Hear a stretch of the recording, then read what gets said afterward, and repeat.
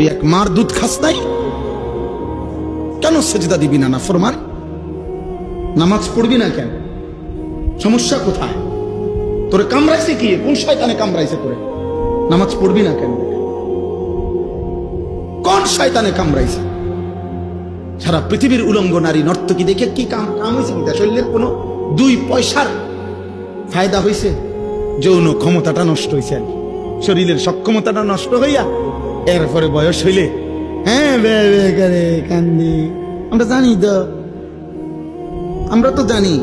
আপনাদের না মানুষে কয় না, আমাদের তো কয়। হ্যাঁ, হুজুর দোয়া করে একটা কথা কানে কানে কইতাম, হুজুর নাই নাই, হুজুর হার ভালো কামে ধরে না।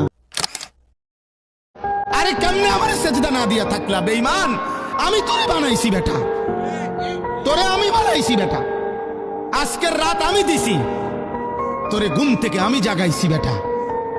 বেঈমান, একটা সেজদা দিলি না? মানুষের বাচ্চা, মুসলমানের বাচ্চা বেটা। এই ছেলেরা, তোরা নামাজ পড়বি কোন দিন? তোরা মানুষের বাচ্চা না?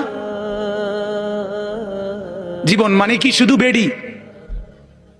হ্যাঁ, জীবন মানে শুধু বেডির পিছনে আড়ানো? হ্যাঁ, জিন্দিগি মানে উলঙ্গ ছবি? হায় হায় হায়, ছেলেদের জীবনে এটা একটা মোবাইল, একটা মোটরসাইকেল, এই দুইটাই সম্পদ। একটা মোটরসাইকেল যার আছে 7,000 ধন পাইছে। সোজা হিসাব, ঢাকা থেকে মোটরসাইকেল ছাড়ে কক্সবাজার গিয়ে থামে। হ্যাঁ, প্রতিদিন রাতে, প্রতিদিন শত শত ছেলে মোটরসাইকেল চালায়।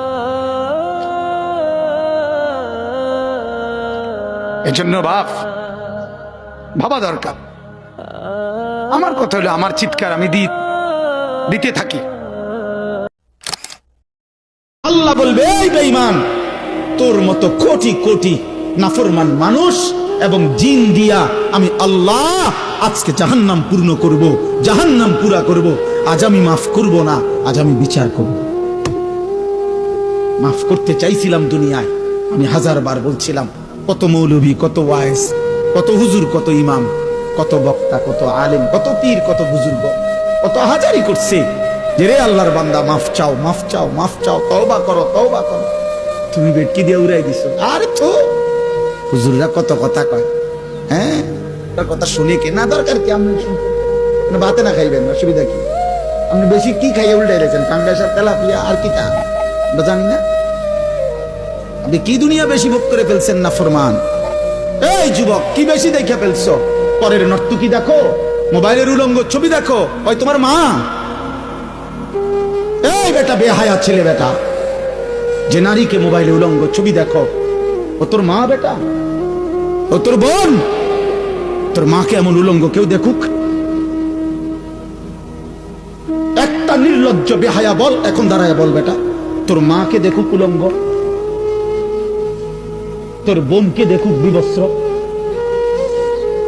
তোর মেয়েকে কেউ উলঙ্গ দেখুক? তুমি কেন অন্যের মা দেখো? সে কি কারো মা না? সে কি কারো বোন না? সে কি কারো মেয়ে না? ও কি কারো ফুফি না? ও কি কারো খালা না? তোমার ইজ্জতের উপরে হাত ধরছে, তোমার ঘরের সংগ্রামের উপরে। অনেক নাফরমান আছে এমন, যে মূলত এমন নিকৃষ্ট, যে যার ভিতরে এমন মানসিকতা যে আমার বোনের সাথেও যদি কেউ হারাম সম্পর্ক করে আমার আপত্তি নাই, কারণ তুই তো মানুষ না, তুই তো জানোয়ার। আমি তো পরিষ্কার বলি, আল্লাহ তাআলা যেন বলে সকাল 8টা বাজে যে নাফরমান নাস্তা খাইতে বসে, আল্লাহ যেন বলে নাফরমান ঠিক আছে নাস্তা খা, তো মনে রাখিস বেঈমান ফজরের নামাজ পড়স নাই। খা, ঠিক আছে, খাইতে লইছো খা। রাত 10টা বাজে যেই নাফরমান খাইতে বসছে, রব্বুল আলামিন ডাক দিয়ে বলে নাফরমান খাইতে লইছো খা, কোনো অসুবিধা নাই, আমি আটকাবো না, তবে মনে রাখিস এশার নামাজ পড়স। ইন্নাকুম মুজরিমুন, তুই কিন্তু পাপী। খাইতে থাকো দুনিয়া আমি ভোগ করতে দিলাম। বাড়ি করছো, ঠিক আছে থাকো, তো মনে রাখো সুদের টাকা, মনে রাখো কিস্তির টাকা, লোনের টাকা আমি ছাড়বো না বান্দা। ওয়াইলুন ইয়াউমাইযিল লিল মুকাদ্দিবিন, সেদিন প্রতিটা মিথ্যাবাদী নাফরমানের জন্য ওয়াইলুন, জাহান্নাম, আযাব, দুঃখ, লাঞ্ছনা।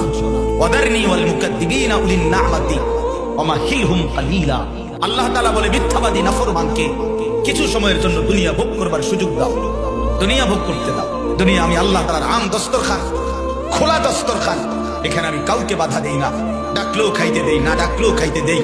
অনুগত, অবাধ্য, ইমানদার, নাফরমান, কাফের, মুশরিক, আরে ভাইয়া দুনিয়া তো আল্লাহ তাআলা জন্তু জানোয়ারকেও ভোগ করে, দুনিয়া তো কুকুর বিড়ালও ভোগ করে, দুনিয়া তো গরু ছাগলও ভোগ করে।